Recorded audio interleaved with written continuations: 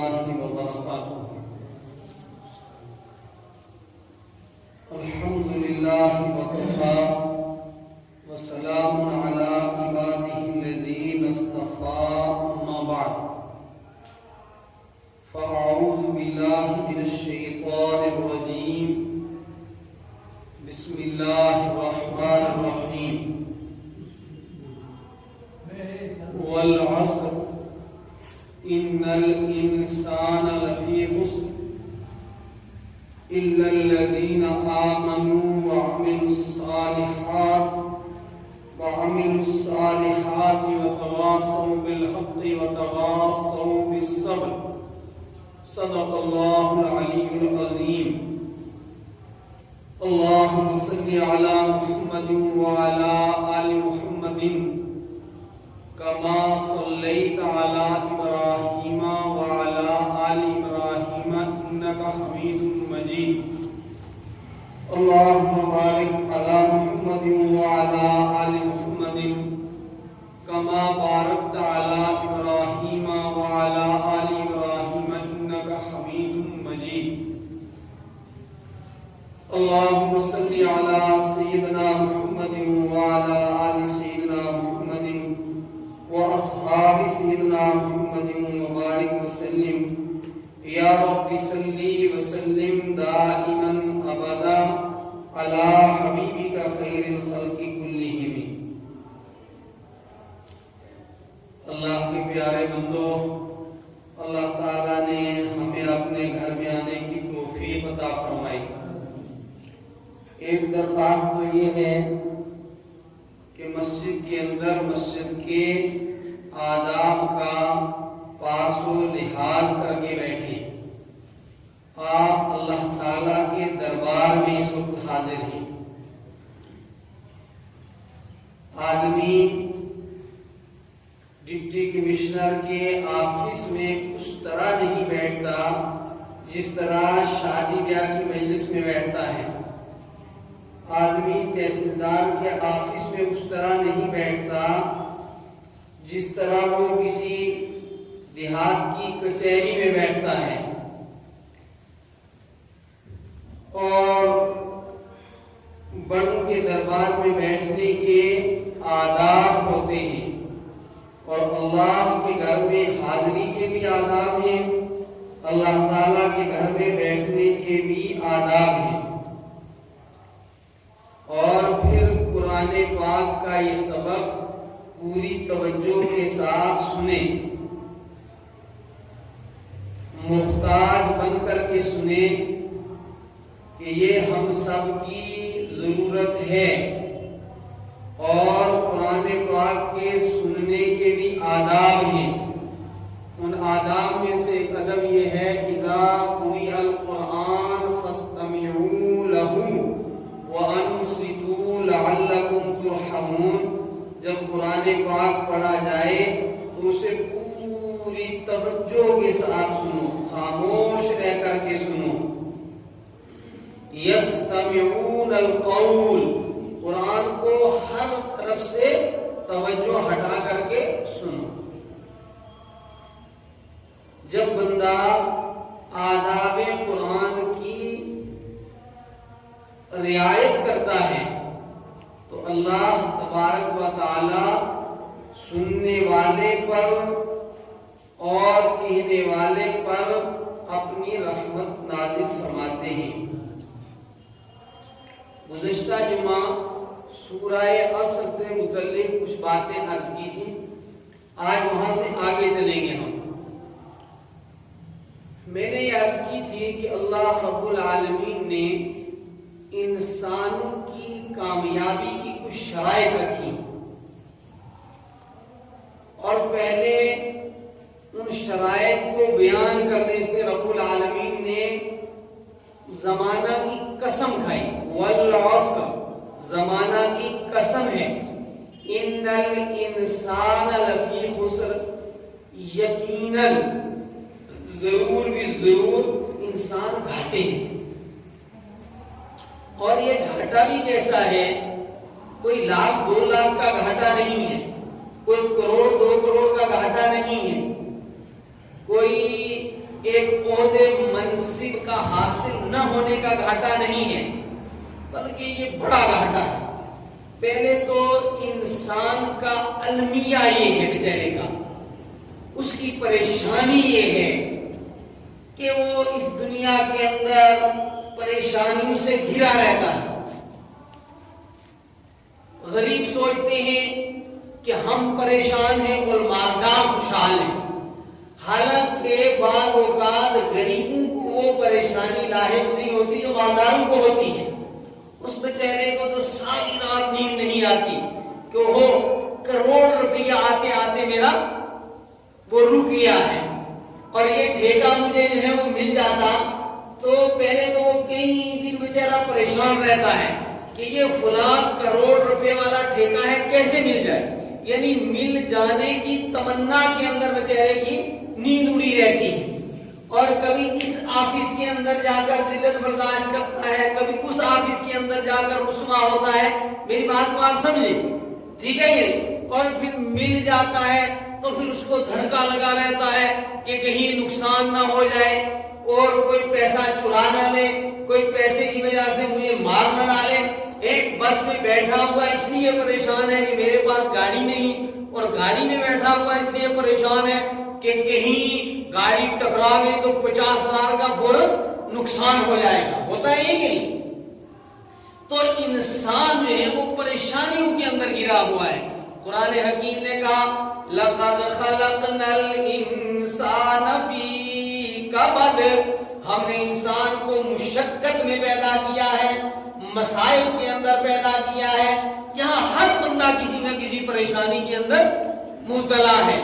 اور فرمایا یا ایھا الانسان انک قادح الی ربک قدحا فملاقیہ، اے انسان تو اسی طرح جھمیلوں کے اندر، پریشانیوں کے اندر گھرا ہوا فملاقیہ، اپنے رب سے جا کر ملاقات کرے گا۔ اور کمال تو یہ ہے کہ انسان ایسی پریشانیوں میں ہے کہ موت آئے تو بھی اس کی پریشانیوں میں اضافہ ہوتا ہے، کمی نہیں ہوتی ہے۔ وہ کریمہ کا ایک مشہور شعر ہے، کریمہ ببخشائے برحال ماں کہ ہستم اسیر کمند ہوا۔ شیخ سعدی شیرازی رحمت اللہ علیہ فرماتے کریمہ ببخشائے برحال ماں کہ ہستم اسیر کمند ہوا، اے کریم ذات تو میرے حالات پر رحم فرما کہ خواہشات نفسانی نے مجھے جھگڑا ہوا ہے، وہ مجھے کہیں نہ کہیں پریشان کر رکھتی ہیں۔ تو اسی کے وزن پر کسی نے اس شعر کو تھوڑا سا تبدیل کر کے کہا، کوئی کسی انجمن کے صدر صاحب ہوں گے، کسی مسجد کمیٹی کے ذمہ دار ہوں گے، کسی ٹرسٹ سوسائٹی یا اسکول کے جو ہے وہ ذمہ دار ہوں گے، تو کہا کریمہ ببخشائے برحال بندہ کہ ہستم اسیر کمیٹی کو چندہ۔ فرمایا پہلے تو پریشان رہتا ہوں کہ کہیں سے چندہ لاؤں، اچھا اکٹھا کیا، خرچ کیا، اب جو ہے وہ پریشان ہوں کہ حساب دینا ہے۔ تو پہلے تو انسان زندگی میں پریشان رہتا ہے، کہاں سے کماؤں، کیسے کروں، اور ہر وقت اس کو جو ہے مختلف قسم کی خواہشات جو ہے ستاتی رہتی ہیں۔ فلاں کے بچوں کے کپڑے ایسے ہیں اور میرے بچوں کے کپڑے ایسے ہیں، فلاں کا مکان اتنا اچھا ہے اور میرا مکان اس سے چھوٹا ہے، آپ نے پکا بنا لیا تو کہتے نہیں آپ ڈبل سٹوری نہیں ہے، اور ڈبل سٹوری بھی ہے تو کہتے ہیں نہیں فلاں کا باتھ روم تو 2 لاکھ کا ہے، میرا باتھ روم ایسا نہیں ہے۔ یعنی بے چین ہی رہتا، ہر شخص دنیا کے اندر بے چین رہتا ہے۔ تو انسان ان الانسان لفی خسر، بے شک ہر انسان جو ہے وہ گھاٹے کے اندر ہے، خسارے کے اندر ہے، پریشانی کے اندر ہے۔ اور اللہ رب العالمین نے اس سے پہلے جو قسم کھائی نا والعصر، یہ دیکھیے قسم آدمی کھاتا ہے کسی اونچی ہستی کی، تو رب سے اونچی تو کسی کی ہستی نہیں ہے۔ تو یہاں جو رب نے زمانے کی قسم کھائی ہے، بطور گواہ کے زمانے کو پیش کیا ہے کہ انسان خسارے میں ہے، زمانہ اس کے اوپر گواہ ہے۔ وہ دیکھو آدم علیہ السلام کے زمانے کی تاریخ پڑھو تو حضرت آدم علیہ السلام کامیاب ہو گئے، ابلیس ہمیشہ ہمیشہ کے لیے برباد ہو گیا۔ زمانہ اس کے اوپر گواہ.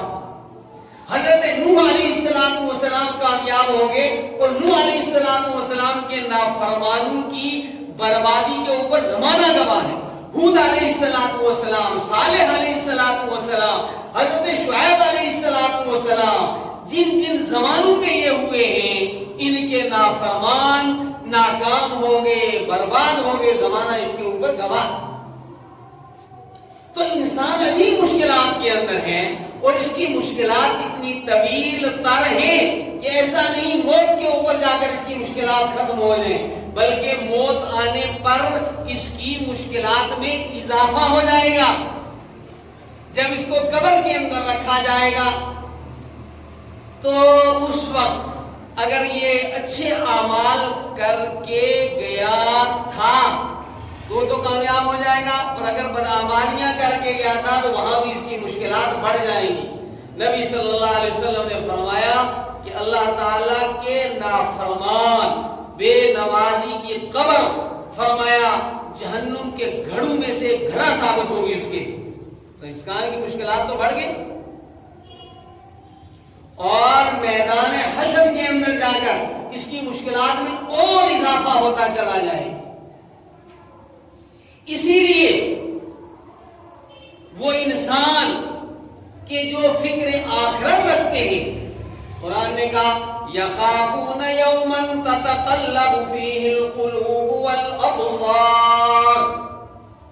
کچھ اللہ کے بندے ایسے ہیں، کچھ ایمان والے ایسے ہیں، یخافون یوما، وہ اس دن کے خوف سے لرزاں اور ترسا رہتے ہیں، ڈرتے رہتے ہیں، فکر مند رہتے ہیں. کس دن کے ڈر سے؟ یومن تتقلب فیہ القلوب والابصار، جس دن آنکھیں اور دل جو ہے ڈواڈول ہو جائیں گے.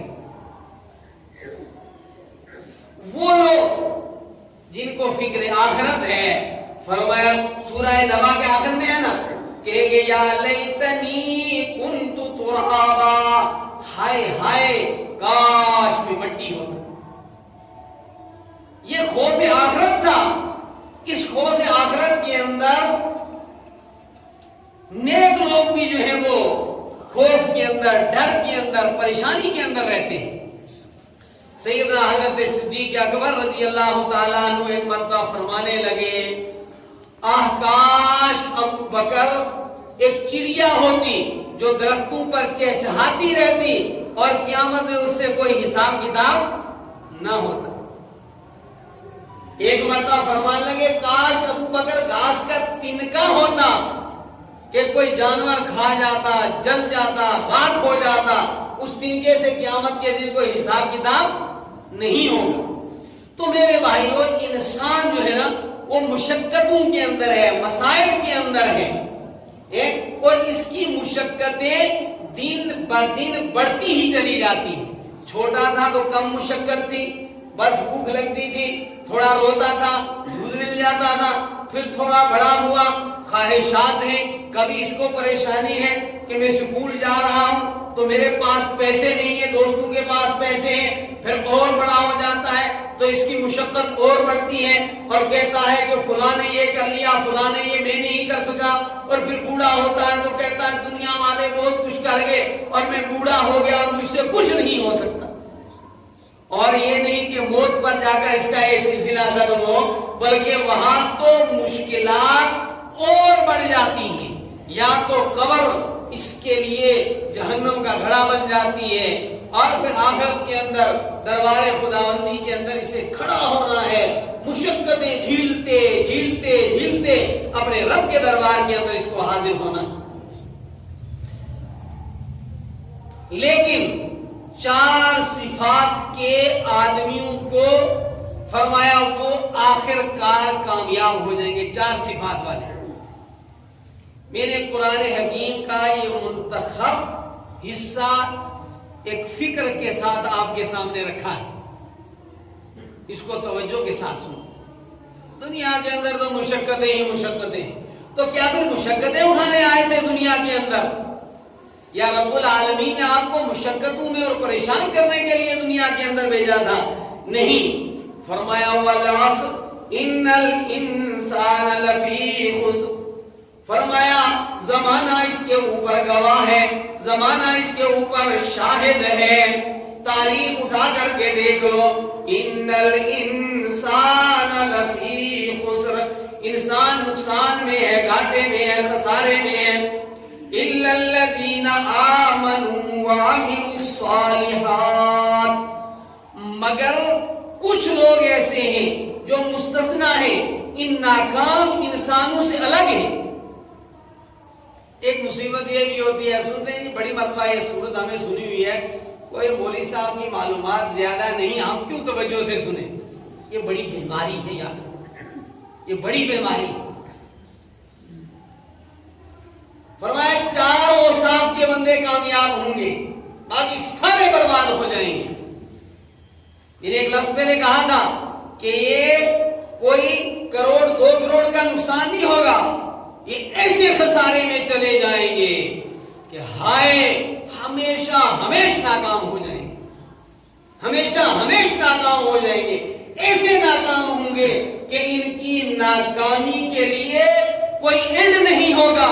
ایسا نہیں اس سال ناکام ہوئے آئندہ سال کامیاب ہو جائیں گے، ایسا نہیں 1 صدی تک ان کی ناکامی رہے گی، نہیں، لا تحصى ولا تعداد مدت تک یہ ناکام ہو جائیں گے، کبھی کامیابی انہیں ہاتھ ہی نہیں آئے گی، ایسے انسان ناکام ہو جائیں گے۔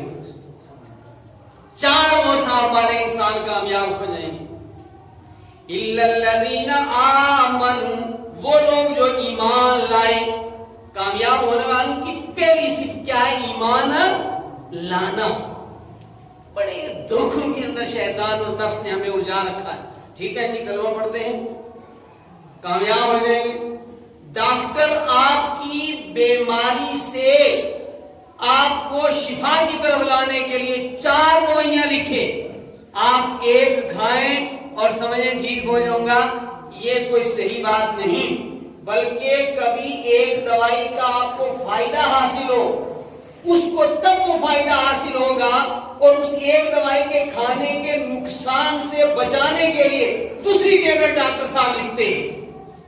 اگر آپ وہ دوسری ٹیبلٹ نہیں کھائیں گے اور 1 دوائی کھاتے رہیں گے تو پہلے سے بھی زیادہ ممکن ہے کہ آپ کی بیماری بڑھ جائے، یا وہ بیماری تو آپ کی ختم ہو جائے لیکن کوئی دوسرا عضو جو ہے وہ اس ٹیبلٹ کے کھانے کی وجہ سے بیماری کا شکار ہو جائے۔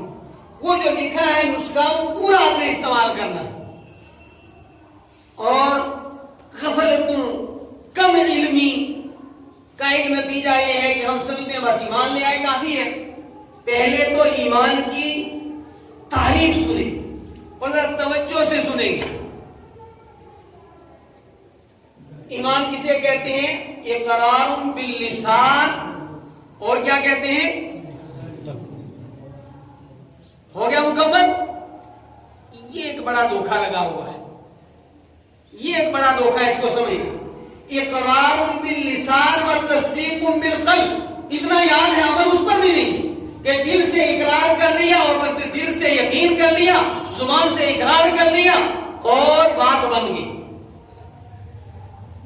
یاد رکھیں، یقین ایسی چیز ہے کہ جو آدمی کو عمل پر کھڑی کرتی ہے۔ اگر بندہ عمل پر کھڑا نہیں ہوا، اس کا مطلب یہ ہے کہ اس کا یقین نہیں ہے، بلکہ یقین ہی نہیں، بعض اوقات ظن ہوتا ہے، یقین سے ذرا کمزور چیز ہوتی ہے ظن، گمان جسے ہم کہتے ہیں۔ مثلا میں نے سنا ہے کہ بعض سانپ ایسے ہوتے ہیں جن میں زہر نہیں ہوتا۔ ایک صاحب نے مجھے خود بتایا کہ ہم ڈھوکو میں جاتے ہیں اور ڈھوکو میں جو گھاس کاٹتے ہیں تو ایسے جو ہے وہ سانپ کو ایسے سائڈ کر دیتے ہیں اور وہ کوئی جو ہے کاٹتے نہیں۔ لیکن میرے آپ جیسے آدمی کو واسطہ پڑ جائے اور کوئی کہے کہ یہ سانپ جو ہے وہ زہر والا نہیں ہے، یہ نہیں کاٹے گا، آپ کھیلو اس کو، کھیلو گے آپ؟ حالانکہ گمان ہے کہ ممکن ہے یہ نہ کاٹے، لیکن گمان کے باوجود جو ہے آپ سانپ سے کبھی نہیں کھیلیں گے۔ اور یقین تو چیز ہی ایسی ہے کہ آپ کے سامنے آگ ہو اور آپ کو کوئی 1000 تکلیف کرے، یاد ڈالو، چھلانگ لگا دو آپ کے اندر، اللہ جو ہے وہ اگر نہیں چاہے گا تو کوئی بھی آگ جو ہے آپ کو نقصان نہیں پہنچائے، بظاہر یہ ہمارے ایمان کی بات ہے۔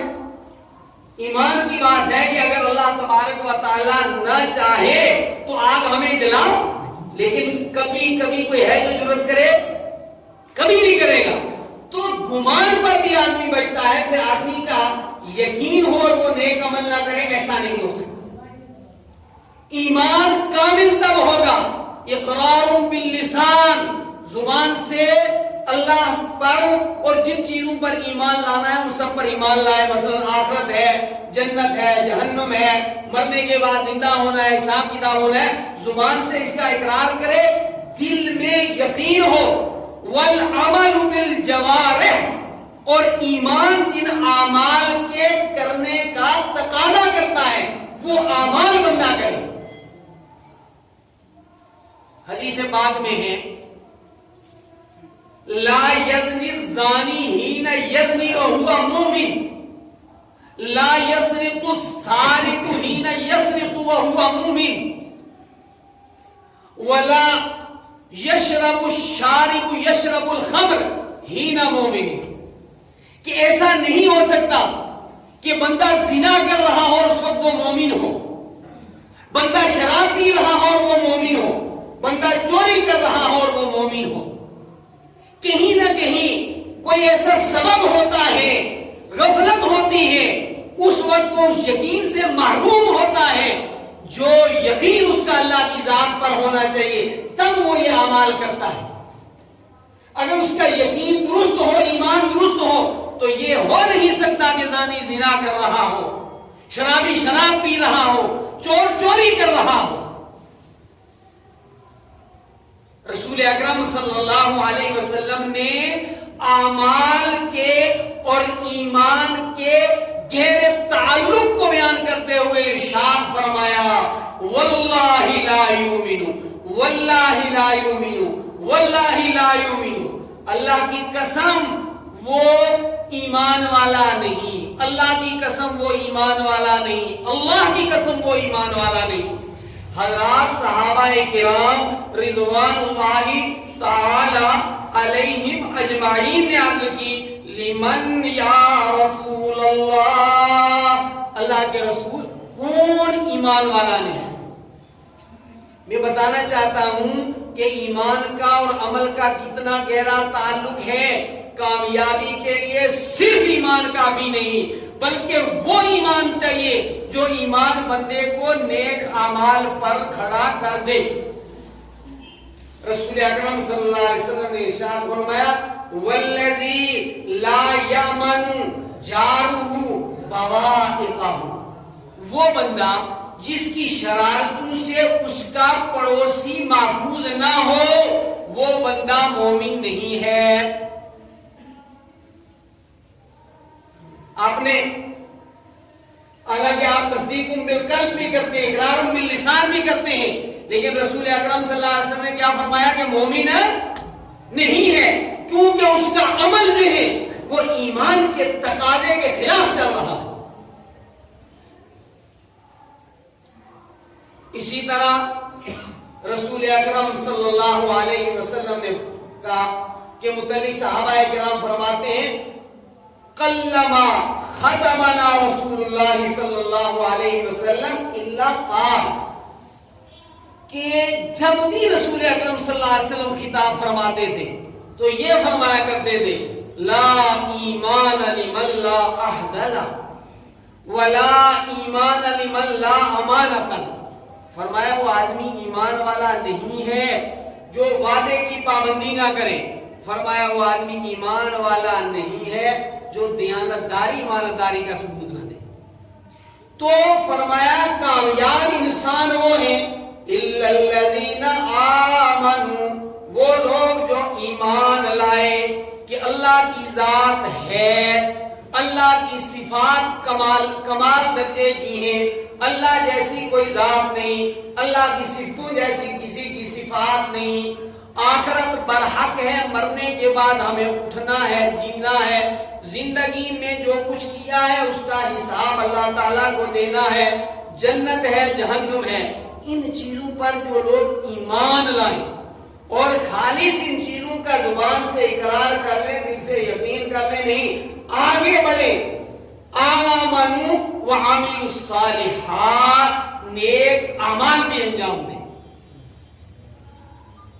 اور پھر فرمایا کہ ایمان اور نیک اعمال کر لینے ہی سے کامیابی ہاتھ نہیں آئے گی،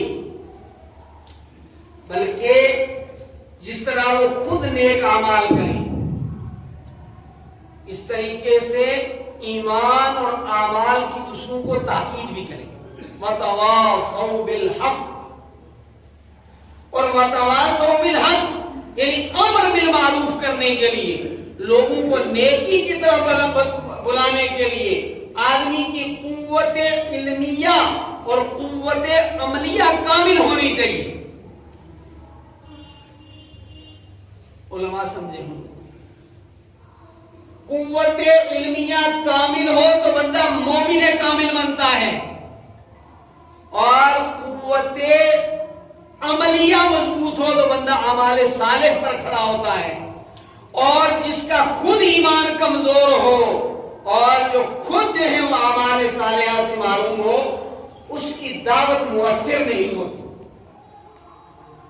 وہ اچھا داعی نہیں ہو سکتا، وہ اچھا استاد نہیں ہو سکتا، وہ اچھا کامیاب معلم نہیں ہو سکتا، وہ مرشد کامل نہیں ہو سکتا۔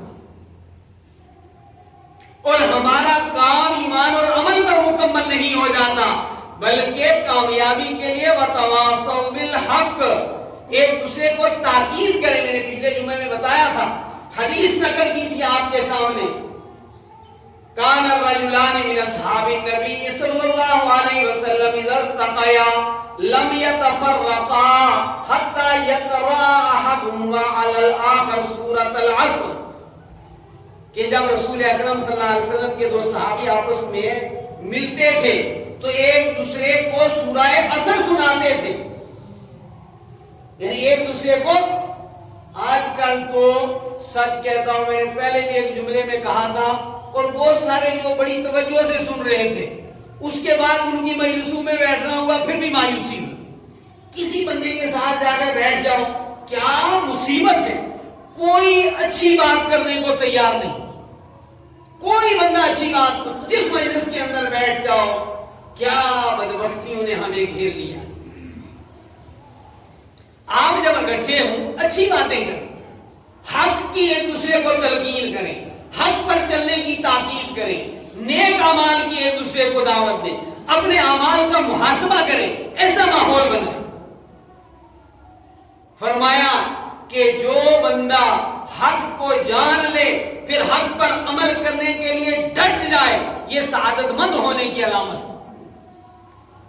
اور جس بندے کو اچھی مجلسوں سے، بری مجلسوں تو پہلی صف میں ہوگا بندہ، اور نیک مجلسوں تو مرے ہوئے ہیں بیل کی طرح بالکل آخر میں آیا جیسے نیندرا دینا آیا ہے۔ یہاں شوق پیدا کرو اچھی مجلسوں میں حاضر ہونے، اچھی باتیں کرنے کا شوق پیدا کرو، اچھی باتیں سننے کا جو ہے وہ شوق پیدا کرو اپنے اندر، کچھ نہیں جائے گا ساتھ میں، یاد رکھنا۔ فرمایا کامیاب انسانوں کی صفات میں سے وَتَوَاصَوْا بِالْحَقِّ، ایک دوسرے کو وہ حق کی تاکید کرتے ہیں، مستقل موضوع ہے۔